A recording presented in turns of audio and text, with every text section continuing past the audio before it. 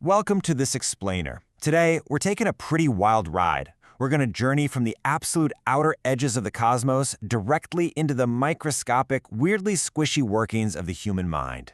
We're drawing from a really fascinating conversation between science communicator Hank Green and Alex O'Connor, and we're pulling apart everything from the haunting emptiness of space to the mysteries locked right inside our own skulls. So let's just get into it. All right, let's dive into this massive mystery by zooming all the way out to the grandest scale imaginable. You know, when we look up at the night sky, we are faced with two simultaneous, almost contradictory truths. The universe is unimaginably vast, and yet it appears to be completely, utterly silent. So, part one, where are the aliens? Usually, we hear the Fermi paradox framed as this pure physics problem, right? But Hank Green looks at it in this brilliantly biological way. Think about natural selection for a second. It inherently selects for growth. If you give a pine tree infinite soil, infinite air, and sunlight, it's eventually going to make infinite pine trees. Well, the universe has effectively infinite energy, so if natural selection pushes life to expand, a self-replicating technological species really should have spread from star to star by now. We should see megastructures or at least pick up some radio waves. But nothing. Seriously, where is everyone? To put that into perspective, it's actually kind of mind-blowing. The universe is about 13.8 billion years old, and life on Earth is roughly 4 billion years old. That means life on our planet has been an unbroken, continuous chain of chemical self-replication for nearly a third of the entire lifespan of the universe. We aren't just some tiny recent blip. Life is a massive, highly significant chunk of cosmic history. Which brings us to part two, the rare Earth hypothesis. Hank kind of leans toward the rare Earth hypothesis to explain all that silence. It takes an insanely specific set of conditions to scale biology into advanced technology. Sure, we have a highly stable sun, but more importantly, we have land.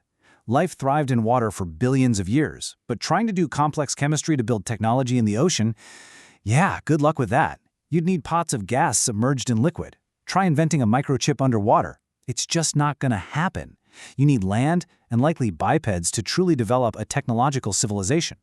And you know, this perfectly explains why we haven't really found many other Earths yet. It's basically our own observational bias. Our current methods for finding exoplanets are super good at spotting massive planets that orbit really close to their stars. Why? Because they either make the star wobble noticeably, or they perfectly block the star's light from our vantage point. Small, Earth-sized planets further out in stable orbits, they just don't trigger our sensors in the same way. All right, moving on to section 3, algorithms and cultural evolution. So if we take that incredibly rare biological evolution and scale it up into a cultural superorganism, we run into a totally new problem. Think about our modern digital world through the lens of our diet. Historically speaking, we solved food scarcity pretty recently, but then companies optimize for profit by creating cheap, addictive junk food that literally hacks our biology. Well, today, tech companies are doing the exact same thing, but with our brains. They use algorithms to hook our attention with hyper-palatable, terrifying, and often misleading junk information designed purely for clicks. This whole diet of terrifying digital junk food creates what Hank calls the sad gap. It's this mental space, this painful delay between finding out about a massive, terrible problem in the world and actually learning that experts are actively out there working to solve it. Because if the algorithm only feeds you the terrifying problem because it generates more clicks, you just fall into this hopeless gap. You entirely miss the interconnected, incremental ways that scientists, engineers, and policymakers are actually fixing things behind the scenes. So, how do we fix it? That leads to part 4, science and its limits. We cut through that digital junk food and the sad gap with the scientific method. See, for most of human history, people fiercely protected their ideas. The true revolution of science was publicly offering an idea up and basically saying, here's my idea, here's my data, now have at it, tear it to pieces. It's this aggressive public dismantling of ideas that actually lets us figure out what survives. But we have to admit, science has strict boundaries. It is a flawless mechanism for describing how things interact, like how natural selection mathematically works over generations. But it really struggles with the fundamental why. We know exactly how gravity works, but when you ask what an electron actually is, or why mass bends space-time, science often just has to shrug and say, well, it simply is what it does.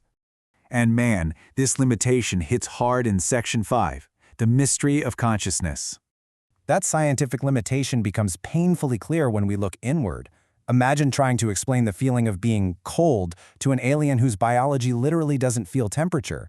You could explain the chemistry flawlessly, you could show them the aversion signals firing in the brain, but it is seemingly impossible to convey the actual subjective unpleasantness, the raw, awful feeling of being cold.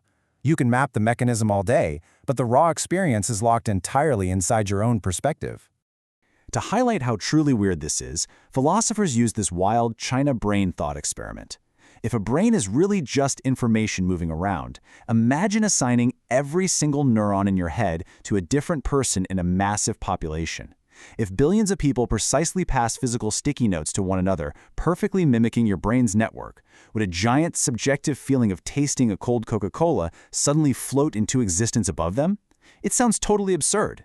Yet, that is exactly what the physical wet meat inside our skulls is doing right now to create our reality.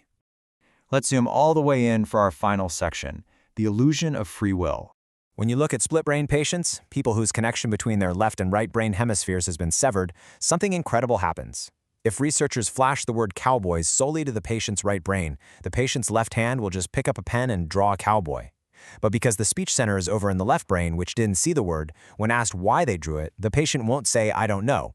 Instead, the language center literally hallucinates a story on the spot. They'll say something like, "Oh, I just kind of wanted to draw a cowboy." The brain takes the action first, and the story of why is invented entirely in retrospect. Think about what that implies. It's staggering. The self isn't this independent little pilot pulling levers in a control room behind your eyes. Your brain processes inputs and acts, and the self is really just a retrospective story you are constantly telling yourself to make sense of what your body just did. In this view, free will is just a deeply evolved biological illusion. But here's the kicker, and it's absolutely crucial. Even if it is an illusion, it's an unavoidable one. As Hank points out, even if physicists definitively confirm free will is entirely fake, the illusion is so biologically hardwired into us that we literally must accept it as a practical truth. We'd have to act as though we have agency, just in the exact same way we trust the illusion that a chair is solid enough to sit on without falling through the atomic empty space.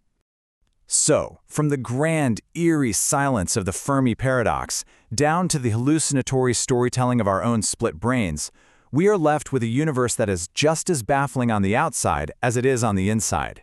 So, I'm going to leave you with this. If the self is really just a story, and free will is just a biological illusion, who exactly made the choice to keep watching this explainer? Think about that for a minute. Thank you so much for joining me on this Cosmic Zoom, and I'll catch you next time.